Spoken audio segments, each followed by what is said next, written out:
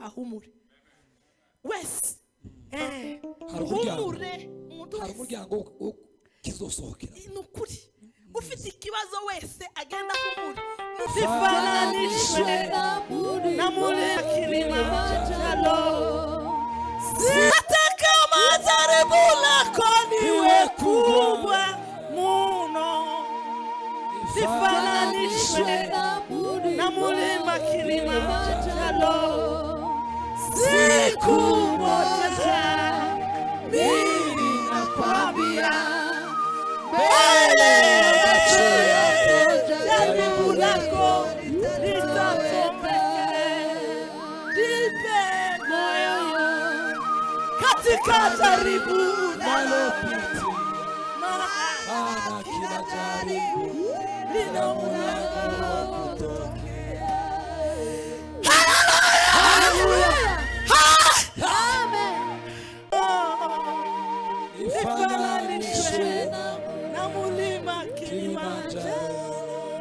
Siku moja mimi nakwambia mbele ya macho yako jaribu lako litatokea.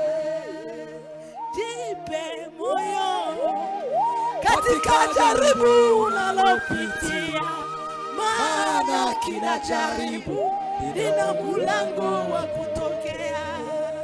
Jipe moyo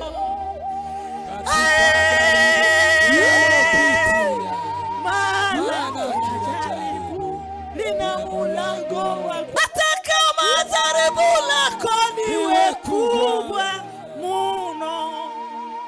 Sifananishwe na mlima Kilimanjaro.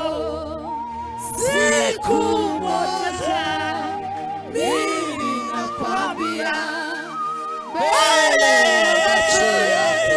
jaribu lako litatokea.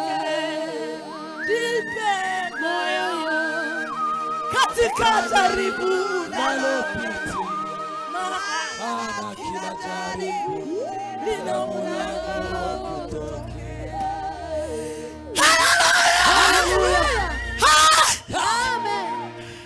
Uwarejeshe haki zao walionyanyaswa na shetani. Mungu wa Isaka, Mungu wa Yakobo, Mungu wa Elia. Uwarejeshe haki zao walionyanyaswa